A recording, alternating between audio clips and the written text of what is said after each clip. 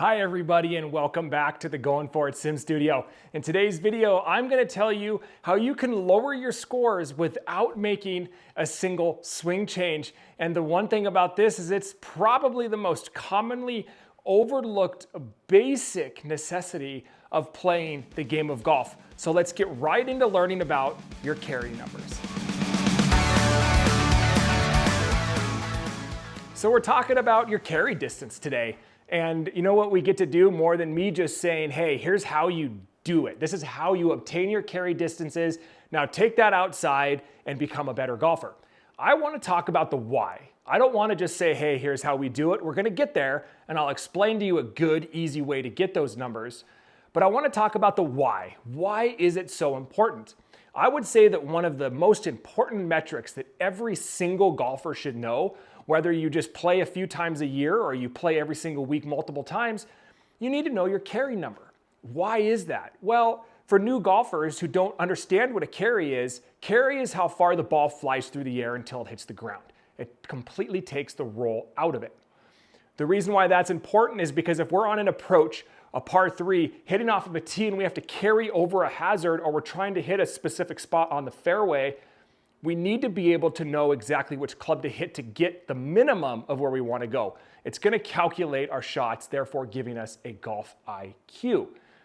If you're just guessing a lot of the times, all you're really doing at that point is playing golf swing, and it's going to end up adding a lot of strokes, and you're going to have no idea really what's going on. So that is how carry gives you a better score without having to make a swing change, because you're going to know how far each club goes. Therefore, you're going to have a lot more greens in regulation, your tee-offs are going to be better, and your approaches are going to be a heck of a lot cleaner. So why do we struggle so much with carry? Why are there so many golfers out there who don't know their carry numbers? Well, this is where we say the quiet part out loud, okay? Golf is a very ego-driven sport, and a lot of us don't want to know our carry numbers, because we want to be able to tell our buddies what our distances are and what we want our distances to be, and we don't actually want to know what our true distances are because they're probably going to be a lot lower than you want them to be. Therefore, automatically, you see yourself as a lesser golfer, you think your friends are going to look at you as a lesser golfer, and then you're not going to be as excited to play. But it's the complete opposite. The more you understand your game, the better golf you play. You watch those scores drop, and hey, it just doesn't matter how far you're hitting the ball if you're able to play efficient golf.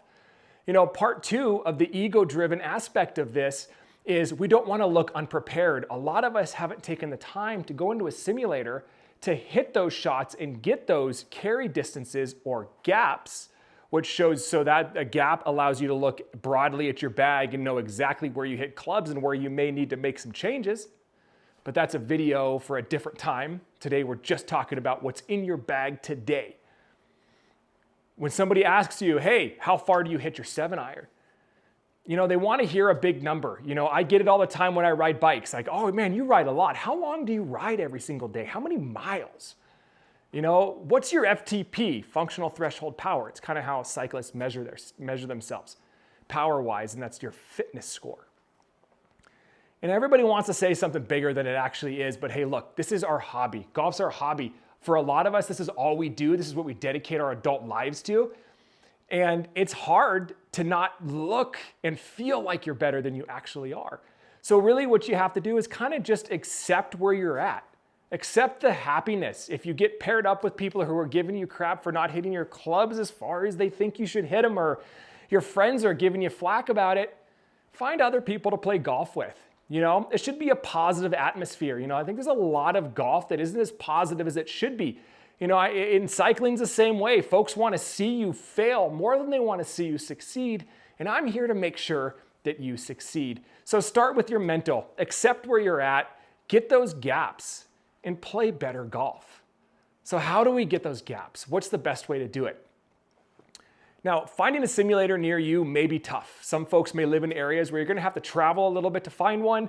You may need to phone up a private golf course and ask if you can jump on their sim, or just call up some public courses. A lot of them have simulators set up for the winter and they just don't advertise. And you're probably going to be able to find some sim time before you start playing for your spring season where you're able to get those gaps and have a good fresh start and a lower score when you start to play.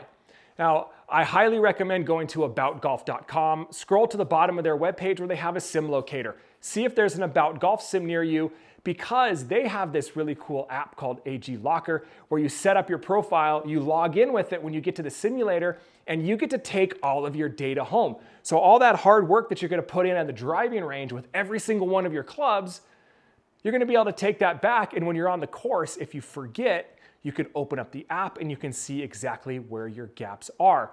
Now, please keep in mind when you're out on the golf course, you're still gonna have to make adjustments. The barometric pressure, the altitude, the weather conditions, the wind, it's all gonna affect ball flight. So make sure you understand that at the range when you get there. However, the gaps that you're gonna get after today's video are gonna give you a very good idea of which club to use when you're approaching the green or hitting on that par 3 over a hazard. So how can we do this the absolute easiest way, because a lot of you may not want to spend too much time in a simulator? 6 balls per club. Start with your highest lofted wedge, work your way through the bag. Now, what's really important, and I really want you to work hard here, folks tend to walk into a sim and swing out of their shoes. I don't know what it is, if it's the numbers they can see or if it's just being in a controlled environment. I don't quite know what the mental, the psychological bit of that is, but they come in here and they just hit the ball as hard as they can, and they would never do that on a golf course. You need to make sure you're using the swing that you use on a golf course. The whole idea is to not make any swing changes while doing this practice. If you top a ball, if you shank a ball, which the large majority of us are gonna do because we don't have the ball striking skills that the professionals do to hit 6 great shots in a row, just go ahead and remove that. But what I don't want you to do is try to get 6 perfect shots, because that's gonna take forever and it's gonna give you a false number of that carry rather than something that you're looking for. You wanna not hit every single ball the exact same distance, because you probably aren't doing that outside anyway. Make this a natural practice. If you have to go to the sim a few times because it takes a lot of time, totally fine. I promise you it's gonna be worth it. So that's how you lower your score without making a swing change. It's all about one of the most important metrics for every single golfer, and that's truly understanding every carry or the gaps within your bag. You may even find out that you got holes in your bag where you're able to adjust what equipment you use to give you a better range to even lower your scores more and not have any weird in-between shots. There's always benefits coming from getting your carry. I highly recommend doing this before you start your season, and then every couple months if you can. Now, if you're good enough and you play enough, you could probably notice how those carry distances are changing throughout the season. Generally, they're probably gonna increase. You can make that adjustment in your head. But it's nice just to be able to go into a sim, relax from the on-course pressure, take it off, and just sort out some new carry. It's also really cool to see how you migrate that throughout the season and then go into the winter and where you start and like how that progress works. It's a lot of fun. Find a sim, get your carry numbers, look at your gaps, become a better golfer without making a swing change. Please like, follow, and subscribe. I'm gonna continue kind of looking at golf in a different way. I come from a different sport. I started the game late in life. I'm learning only on an indoor simulator before I play my very first ever round outside this spring as I attempt to break 80, and I look forward to seeing how low of a score I can shoot. See you next time.